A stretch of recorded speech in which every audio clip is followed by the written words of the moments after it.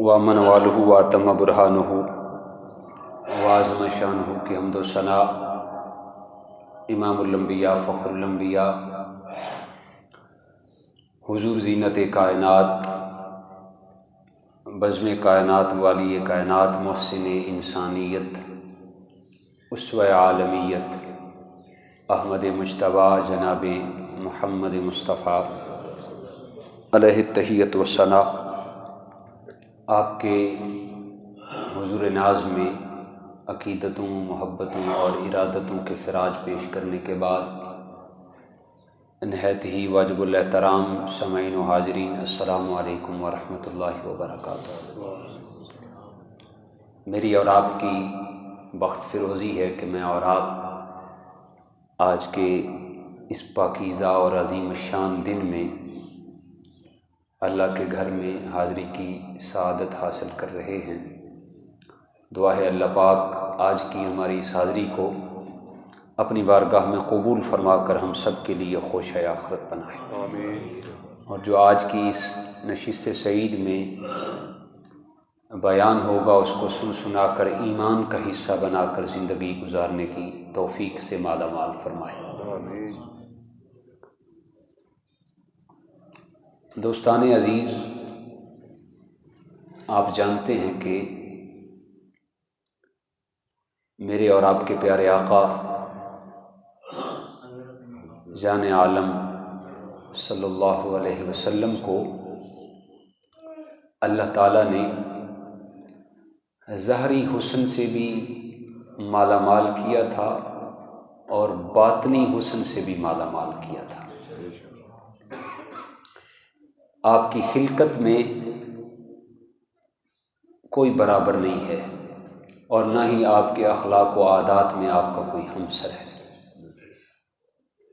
اللہ پاک نے اپنے حبیب علیہ السلام کو خلقت کے اعتبار سے بھی بے مثل و بے مثال پیدا کیا، عادات و اخلاق کے حوالے سے بھی بے مثل و بے مثال پیدا کیا۔ اللہ تعالیٰ نے اپنے حبیب علیہ السلام کی صفات، آپ کے اخلاق، آپ کی عادات اور آپ کے اوصاف کو اتنا بے مثل اور بے مثال بنایا کہ خود خالق لم یزل اس کی تعریفیں کر رہا ہے۔ وَإِنَّكَ لَعَلَىٰ خُلُقٍ عَظِيمٍ، اے پیارے حبیب صلی اللہ علیہ وسلم، آپ تو خلق عظیم کے مرتبہ پر فائز ہیں، آپ اعلیٰ اخلاق کے مالک ہیں، اعلیٰ اوصاف کے مالک ہیں۔ انسان اس دنیا میں جس سے تربیت حاصل کرتا ہے، یقینی بات ہے اس کی تربیت کا اثر پھر اس انسان میں ظاہر ہوتا ہے۔ تو حضور جان عالم صلی اللہ علیہ وسلم نے اخلاق و عادات و اوصافات خود خالق کائنات سے سیکھے، تو آپ کے اخلاق اور آپ کی عادات تو عظیم تر پھر ہونی ہی تھی۔ نبی علیہ السلام خود بھی اعلیٰ اخلاق اور اعلیٰ صفات کے حامل تھے، آپ نے اپنی امت کو بھی اعلیٰ اخلاق اور اعلیٰ تعلیمات کی تبلیغ کی تربیت دی۔ دیانت داری کے حوالے سے، امانت داری کے حوالے سے، تقوی اور پرہیزگاری کے حوالے سے، حقوق اللہ اور حقوق العباد کی ادائیگی کے حوالے سے آپ نے اپنی امت کو تعلیم دی، اور یہ آپ صلی اللہ علیہ وسلم کی تعلیمات کا یہ بنیادی خلاصہ ہے۔ یہ چیزیں امانت، دیانت داری اور تقوی و پرہیزگاری، حقوق اللہ کی ادائیگی، حقوق العباد کی ادائیگی، یہ آپ کی بنیادی تعلیمات میں سے ہیں۔ حضرت ابو ہریرہ رضی اللہ تعالیٰ عنہ حدیث پاک کے راوی ہیں۔ امام احمد بن حنبل نے اس حدیث پاک کو مسند احمد کے اندر 8952 نمبر حدیث پاک میں کوٹ کیا۔ حضرت ابو ہریرہ روایت کرتے ہیں کہ حضور علیہ السلام نے ارشاد فرمایا، انما بعثت لأتمم صالح الاخلاق، اللہ نے مجھے اچھے اخلاق کو مکمل کرنے کے لیے اس کائنات میں مبعوث کیا۔ اچھے اخلاق کی تکمیل کے لیے اللہ نے مجھے اس کائنات کے اندر جلوہ فراز کیا۔ آج کے اس مادیت زدہ دور میں بدقسمتی سے تمام اہل اسلام اور بالخصوص اہلیان پاکستان دین سے دوری کی وجہ سے اس انداز میں اخلاقی پستی کا شکار ہو چکے ہیں کہ بددیانتی کے اندر آج ہماری مثالیں دی جاتی ہیں، حتیٰ کہ ہماری اخلاقی پستی کا یہ عالم بن چکا ہے کہ وہ ادارے جو بدعنوانی کے سد باب کے لیے مارز وجود میں آئے، وہ ادارے جو بدعنوانی کو ختم کرنے کے لیے بنائے گئے، وہ بھی بدعنوانی کا شکار ہیں۔ اور اخلاقی پستی کا یہاں تک دور دورہ چل چکا ہے کہ سربراہ مملکت سے لے کر عام سے عام آدمی تک ہر بندہ دوسروں پر ڈاکہ ڈالنے کے لیے اور اپنی جیب کو مکمل کرنے کی فکر میں مبتلا ہے۔ اور آج کے اس دور میں جس پر بھی کرپشن کا کیس بنتا ہے تو بات سینکڑوں اور ہزاروں میں نہیں آتی، بلکہ بات کروڑوں، لاکھوں اور اربوں تک چلی جاتی ہے۔ تو 9 نومبر کو آپ جانتے ہیں کہ اس دنیا کے اندر عالمی یوم انسداد بدعنوانی کے نام سے، یعنی انٹرنیشنل اینٹی کرپشن کے نام سے دن منایا جاتا ہے، 9 دسمبر کا دن۔ وہ غالباً پرسوں تھا۔ آج میں نے مناسب سمجھا کہ اسی عنوان سے چند معروضات میں آپ کے گوش گزار کروں، یعنی امانت داری کے حوالے سے، دیانت داری کے حوالے سے۔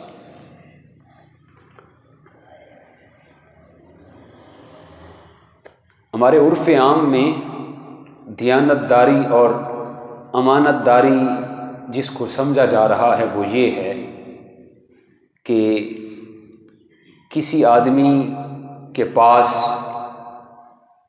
مال و دولت یا کوئی اور چیز حفاظت کے لیے رکھی جائے تو وہ آدمی اس چیز کو حفاظت کے ساتھ اپنے مالک تک پہنچا دے، تو اس کو دیانت داری سے تعبیر کیا جاتا ہے، امانت داری سے تعبیر کیا جاتا ہے۔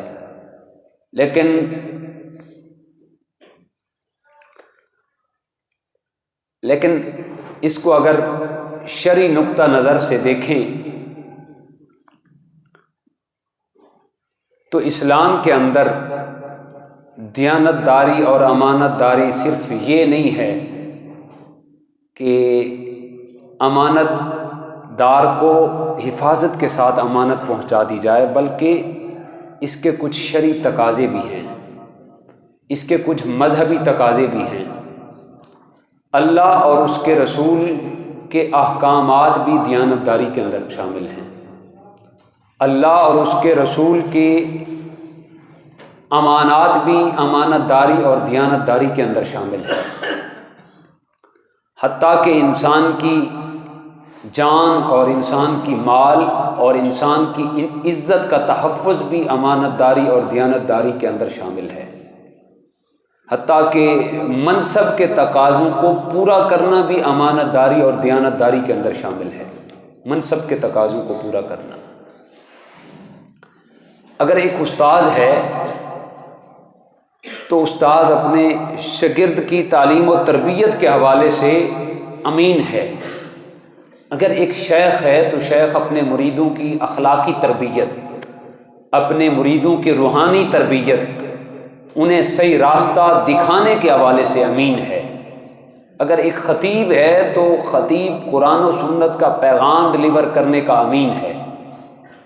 اگر ایک جج ہے تو وہ عدل کے مطابق فیصلہ کرنے کے حوالے سے امین ہے۔ اگر ایک باپ ہے تو وہ اولاد کی ضروریات کو پورا کرنے کے حوالے سے امین ہے، اولاد کی اخلاقی تربیت کرنے کے حوالے سے امین ہے۔ اگر انتظامیہ ہے تو انتظامیہ اپنے دائرۂ کار میں رہ کر ان انتظامات کو سر انجام دینے کے حوالے سے امین ہے۔ اگر ایک استاذ صحیح معنوں میں اپنے شاگردوں کو پڑھاتا نہیں ہے تو اس کا واضح مطلب یہ ہے کہ وہ اپنے منصب میں خیانت کر رہا ہے۔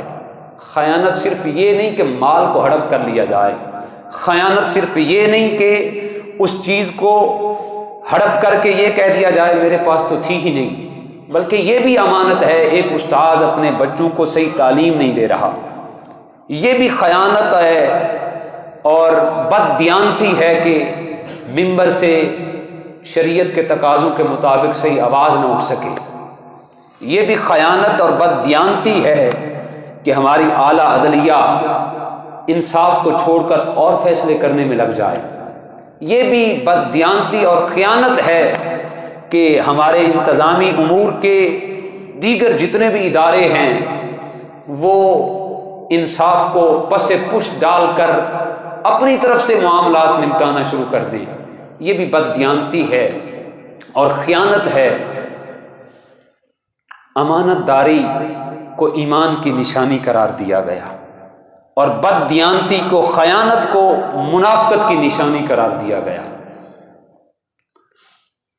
18ویں پارے کی شروعات میں اللہ پاک نے کامیاب لوگوں کی کچھ نشانیاں بیان کی، ان کی کچھ اوصاف، کچھ صفات بیان کی۔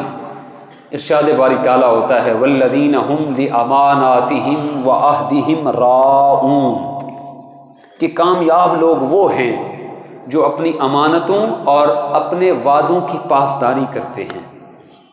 کامیاب لوگ وہ ہیں، یہ مت سمجھ لینا کہ کامیاب وہ ہے جس کے پاس پیسہ بہت زیادہ ہے، یہ مت سمجھنا کہ کامیاب وہ ہے جس کی اولاد زیادہ ہے، یہ مت سمجھنا کامیاب وہ ہے جس کے پاس علم زیادہ ہے، جس کے پاس عبادت زیادہ ہے، یہ مت سمجھنا کہ کامیاب وہ ہے جس نے دنیا کو فاتح کر لیا۔ اگر فاتح کرنا کامیابی کا سبب ہوتا تو سکندر اعظم جاتے ہوئے یہ وصیت نہ کرتا جب میں مر جاؤں تو میرے ہاتھ کفن سے باہر نکال کے رکھ دینا تاکہ کائنات والوں کو پتہ چل جائے آج سکندر اعظم رخصت ہو رہا ہے تو خالی ہاتھوں سے رخصت ہو رہا ہے، اس کے پاس کچھ بھی نہیں ہے۔ تو کامیابی کی جو علامت، مومن بندے کا جو وصف بیان کیا گیا والذین هم لاماناتہم وعہدہم راعون، وہ اپنی امانتوں اور اپنے وعدوں کی پاسداری کرتے ہیں۔ آج دیکھیں ہم اپنی پوری زندگی تو درکنار رہ گئی، اپنے ایک دن کا محاسبہ کر لیں، ہم کتنی امانتیں پوری کر رہے ہیں۔ یہ ہم پر امانت ہے قرآن پاک کی نص قطعی کے ساتھ کہ ہم نے 5 وقت کی نماز پڑھنی ہی پڑھنی ہے، یہ امانت ہے۔ اگر ہم 5 وقت کی نماز نہیں پڑھ رہے تو اس کا مطلب سب سے بڑے خیانت کرنے والے ہم ہیں۔ اللہ نے ہمیں پیدا ہی اپنی عبادت کے لیے کیا، وما خلقت الجن والانس الا لیعبدون، ہم نے جنوں کو اور انسانوں کو پیدا ہی اس لیے کیا تاکہ وہ ہماری عبادت کریں۔ اگر ہم آج سب سے بیسک جو دیانت داری کا اور امانت داری کی بنیادی تعلیم ہے، بنیادی چیزیں ہیں، وہ یہی ہے کہ انسان اپنے آنے کا مقصد پورا کرے۔ آنے کا مقصد کیا ہے جی؟ پریشان ہو گئے ہیں آپ؟ آنے کا مقصد کیا ہے جی؟ اللہ کی عبادت کرنا ہے۔ اگر ہم نماز پنجگانہ کی پابندی نہیں کر رہے تو سمجھ لیں ہمارے آنے کا مقصد پورا نہیں ہوا، ہم اللہ کے ساتھ خیانت کر رہے ہیں۔ تو فرمایا گیا کامیاب لوگوں کی نشانی یہ ہے وہ اپنی امانتوں اور اپنے وعدوں کی پاسداری کرتے ہیں۔ اس میں تخصیص نہیں کی گئی، یہ صرف بات غریب کے لیے ہے، یہ بات صرف امیر کے لیے ہے، یہ کوئی تخصیص نہیں، چاہے امیر ہو یا غریب، چاہے جاہ و حشمت والا ہو یا فقر کی زندگی گزارنے والا ہو، چاہے بادشاہ ہو یا رعایا ہو، سب پر یہ برابر ہے۔ جن کو اللہ نے سانسیں عطا کی ہیں، ان کے ذمے کچھ فرائض، کچھ احکامات لاگو کیے ہیں، ان کو پورا کرنا، ان کو کما حقہ ادا کرنا، یہ ہر مسلمان پر لازمی ہے، اور جو اس کو پورا کرتا ہے اس کے بارے میں بتایا گیا یہ ایک کامل مومن کی ایک وصف ہے، کامل مومن کی یہ ایک نشانی ہے۔ تو امانت داری اور دیانت داری کو ایمان کی نشانی قرار دیا گیا، اور بد دیانتی کو اور خیانت کو جو ہے وہ منافقت کی نشانیاں قرار دیا گیا۔ حضرت ابو ہریرہ رضی اللہ تعالیٰ عنہ حدیث پاک کے راوی ہیں، اور یہ بخاری کی 34 نمبر حدیث پاک ہے۔ امام محمد بن عبداللہ بن اسماعیل بخاری رحمہ اللہ نے اس حدیث پاک کو بخاری کے اندر کوٹ کیا کہ آقا کائنات جان رحمت صلی اللہ علیہ وسلم کون راوی ہیں اس کے؟ حضرت ابو ہریرہ۔ آپ کی مرویات کی تعداد 4364 روایات آپ نے حضور علیہ السلام سے احادیث سن کے امت تک پہنچائیں۔ کتنی؟ 4364 احادیث۔ ان میں سے ایک حدیث یہ ہے کہ آقا کائنات نے فرمایا عمل کے حوالے سے جس آدمی میں یہ 4 چیزیں پائی جائیں، یہ 4 چیزیں پائی جائیں، سمجھو وہ کنفرم منافق ہے، پکی منافقت کی نشانی، منافق کی یہ نشانیاں ہیں جس کے اندر یہ 4 چیزیں پائی جائیں۔ تو اللہ کے نبی سے پوچھا گیا یا رسول اللہ صلی اللہ علیہ وسلم وہ 4 چیزیں کیا ہیں؟ تو حضور جان عالم صلی اللہ علیہ وسلم نے ارشاد فرمایا منافق کی یہ نشانی ہے عمل کے اعتبار سے، جب اس کے پاس کوئی چیز امانت رکھی جائے گی، امانت کے اندر وہ خیانت کرے گا۔ کیا کرے گا جی؟ امانت کے اندر خیانت کرے گا۔ وہ لچھے دار تقریریں بھی ہوتی ہیں، یہ تھوڑی اصلاحی تقریر ہے، اس پہ بھی آپ کا بولنا بنتا ہے، بنتا ہے کہ نہیں بنتا؟ ہاں، اصلاحی تقریر بھی ہونی چاہیے بیچ میں۔ ویسے عادت تو دوسری ہے، لیکن یہ بھی وقت کا تقاضا اور منبر کا ایک تقاضا ہے۔ تو 4 نشانیاں منافق کی بیان کی گئی۔ جب وہ اس کے پاس کسی چیز کی امانت رکھی جائے گی تو امانت میں وہ خیانت کرے گا۔ دوسری نشانی یہ بیان کی گئی جب بھی وہ بولے گا تو جھوٹ بولے گا، ہر کام میں خیانت کرے گا، اور جب بھی بولے گا تو جھوٹ بولے گا۔ اور تیسری نشانی یہ بیان کی گئی جب بھی وعدہ کرے گا تو وعدہ خلافی کرے گا۔ وعدہ خلافی کس کی نشانی قرار دیا گیا؟ منافق کی نشانی قرار دی گئی۔ اور چوتھے نمبر پہ حضور علیہ السلام نے ارشاد فرمایا کہ منافق کی یہ نشانی ہے کہ جب بھی وہ بولے گا جھوٹ بولے گا، اور جب بھی وہ وعدہ کرے گا وعدہ خلافی کرے گا، اور جب بھی اس کے پاس کسی چیز کی امانت رکھی جائے گی وہ امانت کے اندر خیانت کرے گا۔ اور چوتھی نشانی بیان کی گئی اللہم صلی علی سیدنا و مولانا محمد وعلی آلہ۔ یہ 4 نشانیاں ایک میرے ذہن سے اتر گئی، یہ 4 نشانیاں منافق کے بارے میں بیان کی گئی کہ وہ خیانت کرے گا، وہ جھوٹ بولے گا، اور ہاں چوتھی نشانی یہ ہے کہ جب بھی کوئی جھگڑا ہوگا، کوئی بات چیت ہوگی تو وہ گالی دے گا، اپنی باتوں میں گالی کو وہ شعار بنا لے گا۔ یہ 4 نشانیاں بیان کی گئی۔ آج یہ قرآن پاک کی وہ پہلے والی آیت بھی سامنے رکھیں اور یہ 4 نشانیاں بھی سامنے رکھیں۔ ہم نے اپنا محاسبہ کرنا ہے۔ آج کی اس نشست کے اندر ہم اگر اپنا محاسبہ کر لیں تو مجھے خالق و مالک اللہ پہ یقین ہے، اگر دل سے اپنا ہم محاسبہ کر لیں تو میرا خیال ہے کہ ہم جمعہ کے بعد پاک صاف ستھرے ہو کر جائیں گے، اور انشاءاللہ آنے والے دنوں کے اندر ہم اپنے محاسبے میں زندگی گزاریں گے۔ ہم نے دیکھنا یہ ہے، محاسبہ یہ کرنا ہے، کیا ہمارے اندر ایمان کی نشانیاں پائی جا رہی ہیں یا منافقت کی نشانیاں پائی جا رہی ہیں۔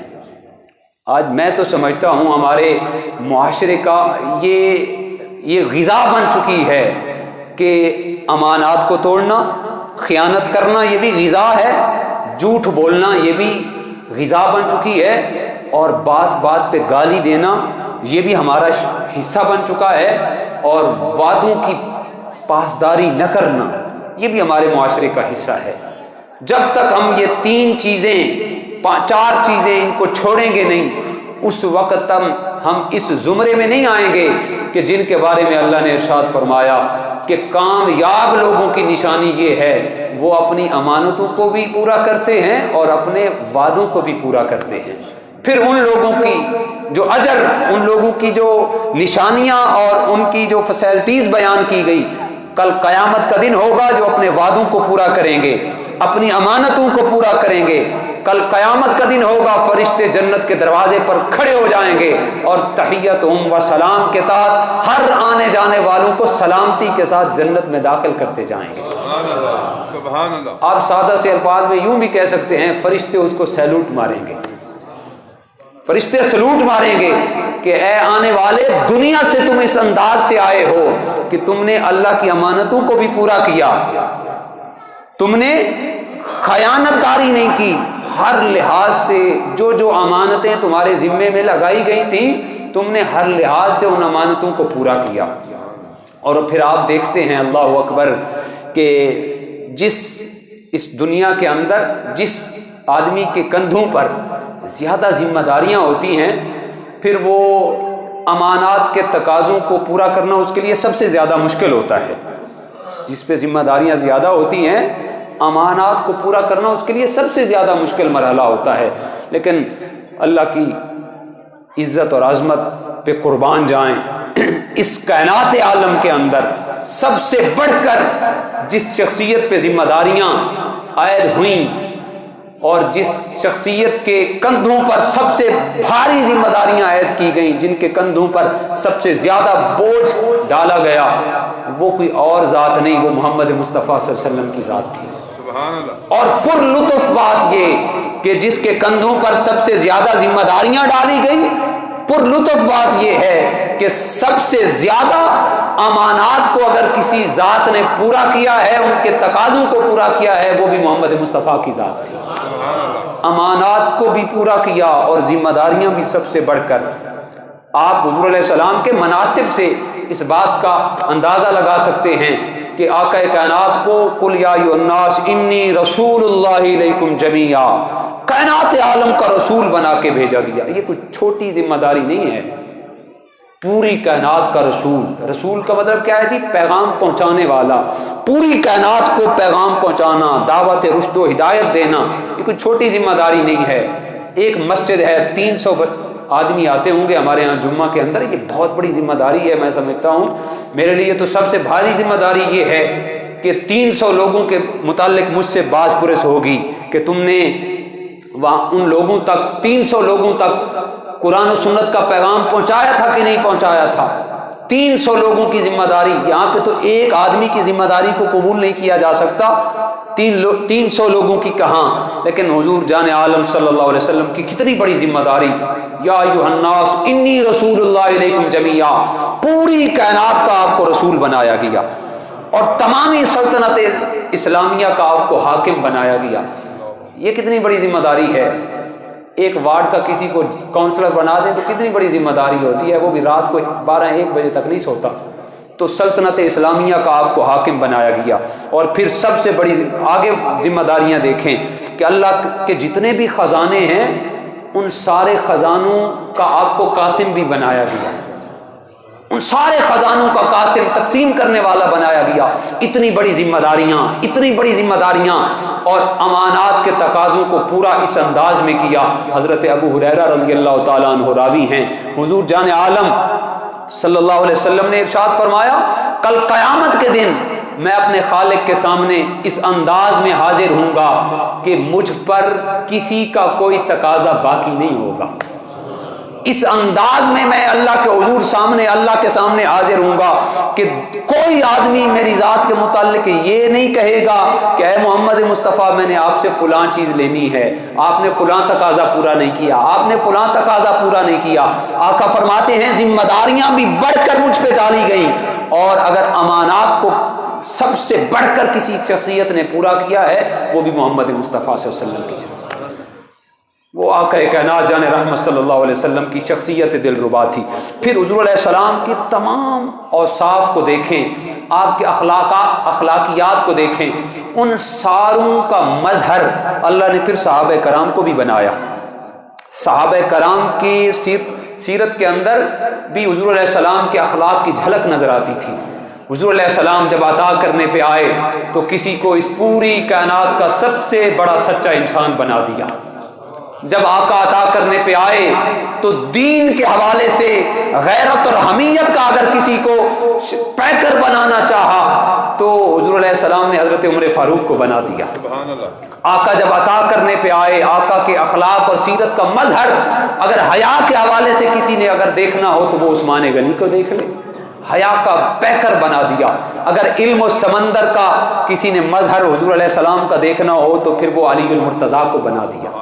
پھر میرے آقا ایک دن موج میں تھے، آقا علیہ السلام نے ارشاد فرمایا، لوگوں میرے صحابہ، ہر امت کا کوئی نہ کوئی ایک امین ہوتا ہے، امانت ادا کرنے والا ہوتا ہے، امین ہوتا ہے۔ جب تک امت کے اندر امین نہ ہو تو امت خیانت میں مبتلا ہو جاتی ہے، امت امانت ادا نہیں کر سکتی، بددیانتی اس کے اندر شروع ہو جاتی ہے۔ ہر امت کے اندر کوئی نہ کوئی امین ہے۔ میرے آقا جب عطا کرنے پہ آئے فرمایا، میرے غلاموں میری امت کا بھی ایک امین ہے، میری امت کا بھی ایک امین ہے، وہ عامر بن عبداللہ جو ابو عبیدہ بن جراح کے نام سے مشہور ہیں۔ حضور علیہ السلام نے فرمایا میری امت کا امین ابو عبیدہ بن جراح ہے، ابو عبیدہ بن جراح ہیں۔ پھر حضرت عمر فاروق رضی اللہ تعالیٰ، وہ حضرت ابو عبیدہ بن جراح امانت داری کا عالم، اللہ اکبر، جن کے بارے میں سیدنا فاروق اعظم نے یہاں تک ارشاد فرمایا، حضرت سالم جو آپ کے بیٹے تھے وہ روایت کرتے ہیں، آقا کائنات جان رحمت کے پیارے خلیفہ حضرت سیدنا عمر فاروق رضی اللہ تعالیٰ عنہ کی مجلس تھی۔ تاریخ الخلفاء کے اندر آپ کی سیرت کے اندر یہ آتا ہے کہ آپ نے فرمایا، اپنے غلام بیٹھے تھے، آپ نے فرمایا بھئی اپنی اپنی جو بھی تمہارے ذہن کے اندر ہے اس بات کو بیان کرو تاکہ میں تمہارے اندر کی دنیا کو تو جانچوں کیا ہے۔ تو ایک ساتھی نے عرض کی، حضور میری چاہت یہ ہے کہ یہ میرا پورا گھر سونے سے بھرا ہوا ہو، میں سارے کا سارا گھر اللہ کے راستے میں قربان کر دوں۔ تو حضور علیہ السلام کے پیارے صحابی حضرت عمر فاروق نے پوچھا دوسرے سے، آپ بتاؤ آپ کی کیا چاہت ہے، آپ کی آرزو کیا ہے؟ تو دوسرے کہنے لگے، اے امیر المومنین فاروق اعظم، میری چاہت یہ ہے میرا پورا گھر موتیوں سے بھرا ہوا ہو، میں اس بھرے ہوئے گھر کو اللہ کے راستے میں صدقہ کر دوں، اللہ کے راستے میں قربان کر دوں۔ تو تیسرے نے عرض کی، حضور اے امیر المومنین آپ کی چاہت کیا ہے، آپ کی آرزو کیا ہے، آپ کیا چاہتے ہیں؟ تو حضرت سیدنا فاروق اعظم رضی اللہ تعالیٰ عنہ فرماتے ہیں، میری تو چاہت یہ ہے یہ پورے کا پورا گھر لوگوں سے بھرا ہوا ہو، میں لوگوں سے دین کا کام لینا شروع کر دوں۔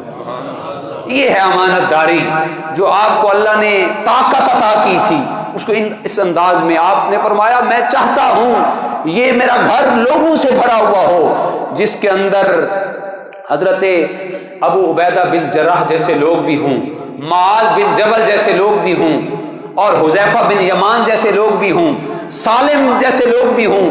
کسی کو میں قاضی بنا دوں، کسی کو میں کہوں کہ تم نے قضاء کے منصب پہ فیصلے کرنے ہیں، کسی کو میں خدمت دین پر معمور کر دوں، کسی کو خدمت خلق پر معمور کر دوں، اور کسی کو انصاف و عوام کے لیے انصاف مہیا کرنے پر معمور کر دوں۔